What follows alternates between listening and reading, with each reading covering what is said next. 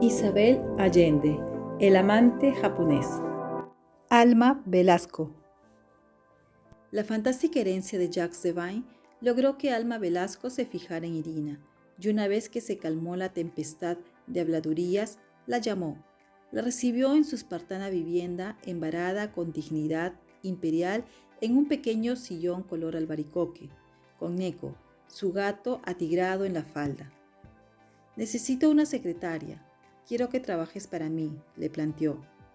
No era una propuesta, era una orden. Como Alma escasamente le devolvía el saludo si se cruzaba en su pasillo, a Irina le pilló por sorpresa. Además, como la mitad de los residentes de la comunidad vivían modestamente de su pensión, que a veces complementaban con ayuda de sus familiares, muchos debían ceñirse estrictamente a los servicios disponibles, porque incluso una comida extra podía desbaratarles el exiguo presupuesto. Nadie podía darse el lujo de contratar un asistente personal. El espectro de la pobreza, como el de la soledad, rondaba siempre a los viejos. Irina le explicó que disponía de poco tiempo, porque después de su horario en Lar House, trabajaba en una cafetería y además bañaba perros a domicilio. «¿Cómo es eso de los perros?», le preguntó Alma. «Tengo un socio que se llama Tim y es mi vecino de Berkeley. Tim tiene una ranchera en la que ha instalado 2 bañeras y una manguera larga. Vamos a las casas de los perros, quiero decir, de los dueños de los perros. Enchufamos la manguera y bañamos a los clientes, o sea, los perros, en el patio o en la calle. También les limpiamos las orejas y le cortamos las uñas». «¿A los perros?», preguntó Alma, disimulando la sonrisa. «Sí». «¿Cuánto ganas por hora?». $25 por perro, pero lo divido con Tim, o sea, me tocan $12.50. Te tomaré a prueba $13 la hora por 3 meses. Si estoy conforme con tu trabajo, te subiré a 15. Trabajarás conmigo por las tardes, cuando termines en Lar House. 2 horas diarias para comenzar. El horario puede ser flexible, dependiendo de mis necesidades y tu disponibilidad. ¿Estamos? «Podría dejar la cafetería, señora Velasco, pero no puedo dejar a los perros, que ya me conocen y me esperan». En eso quedaron, y así comenzó una asociación que al poco tiempo iba a convertirse en amistad. En las primeras semanas, en su nuevo empleo, Irina andaba de puntillas y medio perdida, porque Alma Velasco demostró ser autoritaria en el trato, exigente en los detalles y vaga en sus instrucciones, pero pronto le perdió el miedo y se le hizo indispensable, como había llegado a hacerlo en Lar House. Irina observaba a Alma con fascinación, de zoólogo, como a una salamandra inmortal. La mujer no se parecía a nadie que ella hubiera conocido, y ciertamente a ninguno de los ancianos del segundo y tercer nivel. Era celosa de su independencia, carecía de sentimentalismos y apego a lo material. Parecía liberada en sus afectos, con excepción de su nieto Seth, y se sentía tan segura de sí misma que no buscaba apoyo en Dios ni en la azucarada beatitud de algunos huéspedes de Lar House, que se proclamaban espirituales y andaban pregonando métodos para alcanzar un estado superior de conciencia. Alma tenía los pies bien firmes en el suelo. Irina supuso que su altivez era una defensa contra la curiosidad ajena y su sencillez, una forma de elegancia que pocas mujeres podían imitar sin parecer descuidadas. Llevaba el cabello blanco y duro, cortado en mechas desparejas, que peinaba con los dedos. Como únicas concesiones a la vanidad, se pintaba los labios de rojo y usaba una fragancia masculina de bergamota y naranja. A su paso, ese aroma fresco anulaba el vago olor desinfectante de vejez y ocasionalmente a marihuana de Lar House. Era de nariz fuerte, boca orgullosa, huesos largos y manos sufridas de jornalero. Tenía ojos castaños, gruesas cejas oscuras y ojeras violáceas que le daban un aire insomne y que sus lentes de montura negra no ocultaban. Su aura enigmática imponía distancia. Ninguno de los empleados se dirigía a ella en el tono paternalista que solía usar con los otros residentes, y nadie podía jactarse de conocerla, hasta que Irina Bassili logró penetrar en la fortaleza de su intimidad.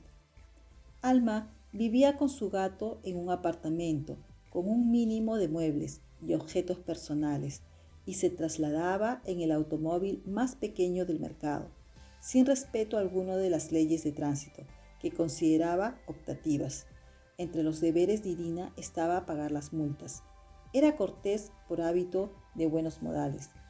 Pero los únicos amigos que había hecho en Lark House eran Víctor, el jardinero, con quien pasaba ratos largos trabajando en los cajones alzados donde plantaban vegetales y flores, y la doctora Catherine Hope, ante quien simplemente no pudo resistirse. Tenía alquilado un estudio en un galpón dividido por tabiques de madera que compartía con otros artesanos. Pintaba en seda como había hecho durante 60 años, pero ahora no lo hacía por inspiración artística, sino para no morirse de aburrimiento antes de tiempo.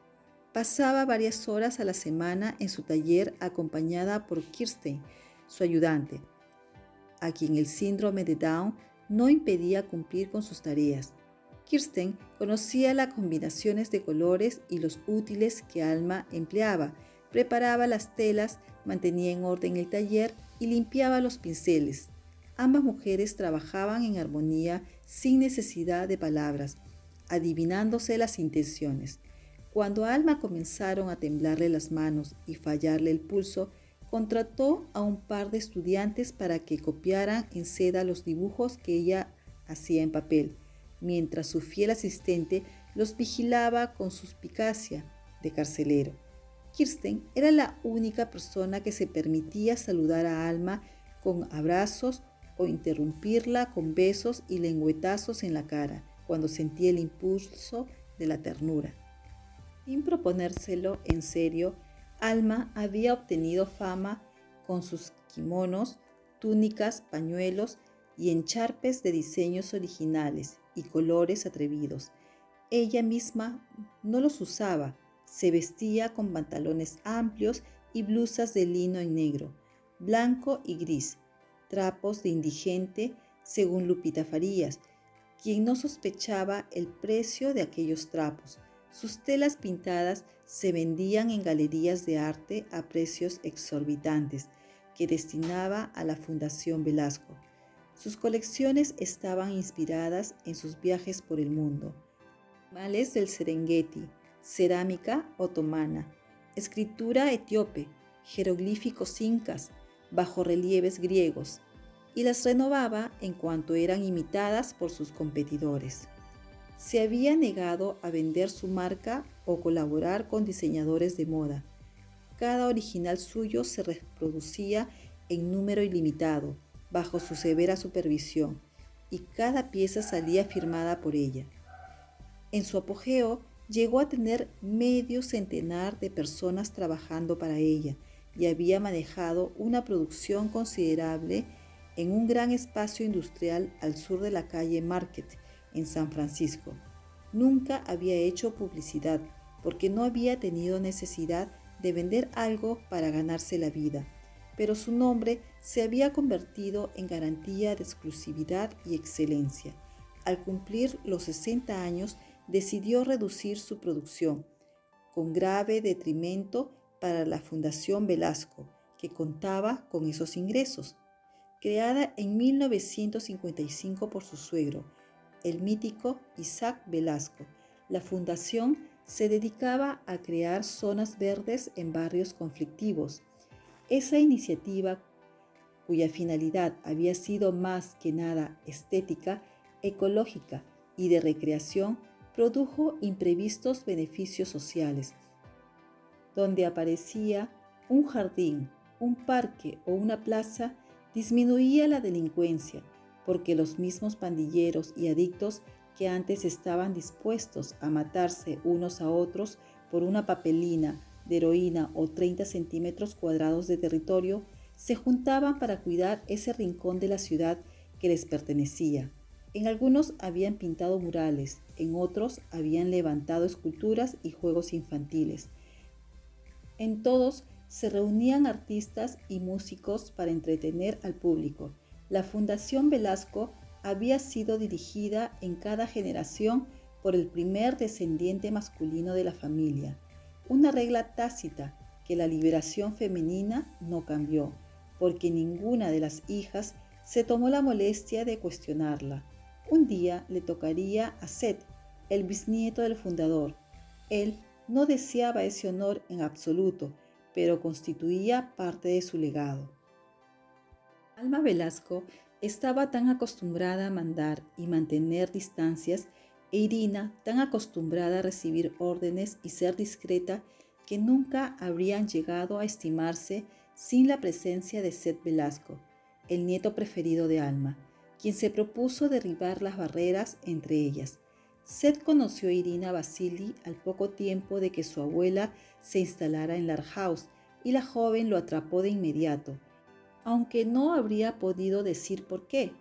A pesar de su nombre, no se parecía a esas bellezas de Europa del Este, que en la última década habían tomado por asalto los clubes masculinos y agencias de modelos.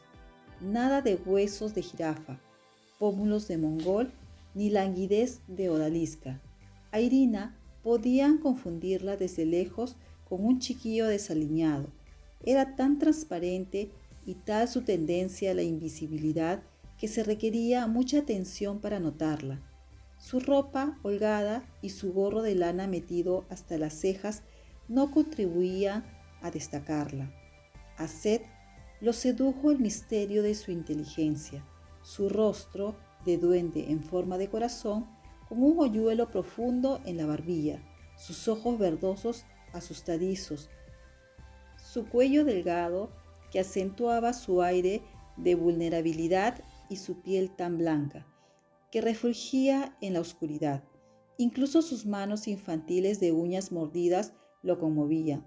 Sentía un deseo desconocido de protegerla y colmarla de atenciones, un sentimiento nuevo e inquietante. Irina usaba tantas capas sobrepuestas de ropa que resultaba imposible juzgar el resto de su persona.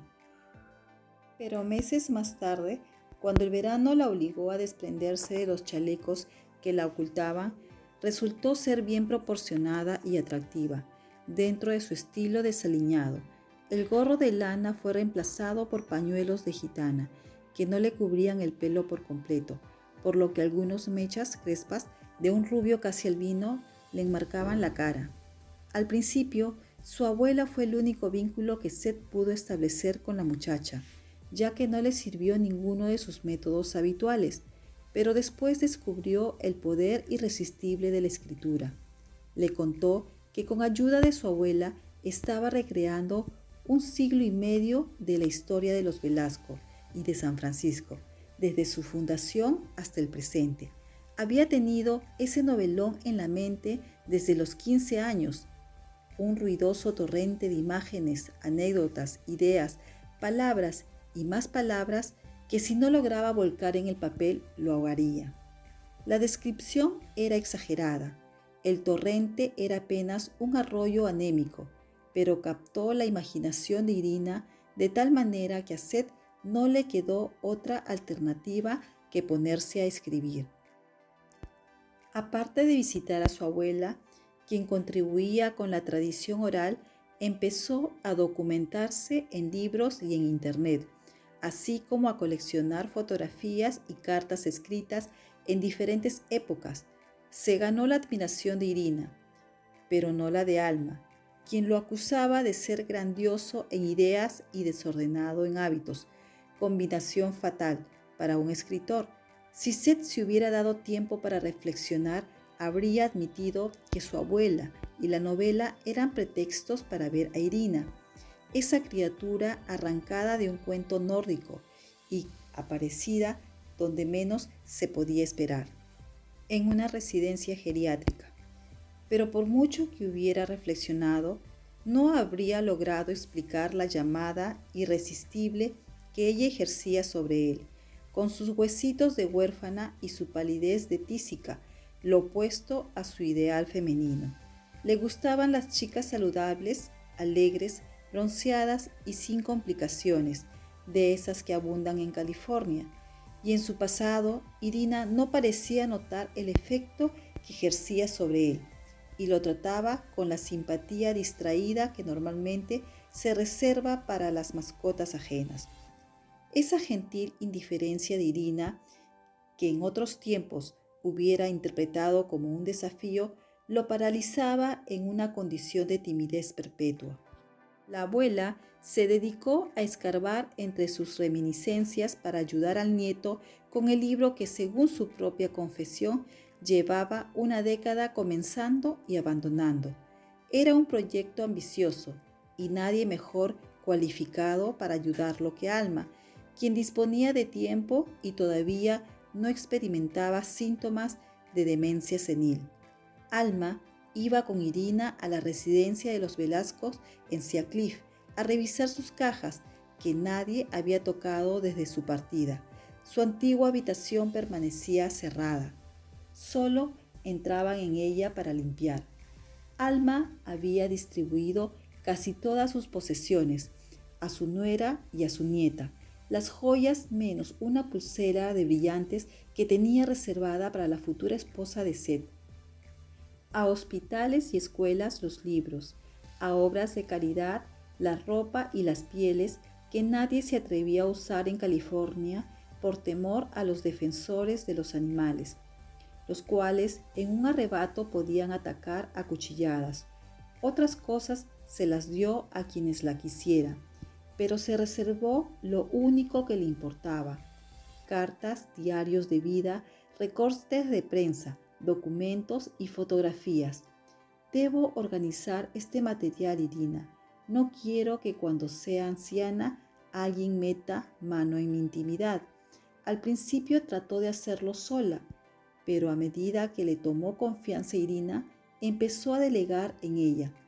La muchacha acabó haciéndose cargo de todo menos de las cartas en sobres amarillos que llegaban de vez en cuando y que Alma hacía desaparecer de inmediato.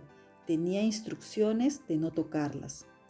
A su nieto le entregaban sus recuerdos uno a uno, con avaricia, para mantenerlo enganchado el mayor tiempo posible, porque temía que si se aburría de revolotear en tono a Irina, el tan mentado manuscrito volvería a un cajón olvidado y ella vería al joven mucho menos. La presencia de Irina era indispensable en las reuniones con Seth, porque si no, él se distraía esperándola. Alma se reía entre dientes al pensar en la reacción de la familia si Seth, el delfín de los Velascos, se emparejara con una inmigrante que sobrevivía cuidando viejos y bañando perros. A ella esa posibilidad no le parecía mal, porque Irina era más lista que la mayoría de las atléticas novias temporales de Seth. Pero era una gema en bruto, faltaba pulirla. Se propuso proporcionarle un barniz de cultura, llevarla a conciertos y museos, darle a leer libros para adultos en vez de esos novelones absurdos de mundos fantásticos y criaturas sobrenaturales que tanto le gustaban, y enseñarle modales como el uso apropiado de los cubiertos en la mesa, cosas que Irina no había recibido en sus rústicos abuelos en Moldavia, ni de su madre alcohólica en Texas. Pero era avispada y agradecida. Iba a ser fácil refinarla y sería una forma sutil de pagarle por atraer a Seth al Art House.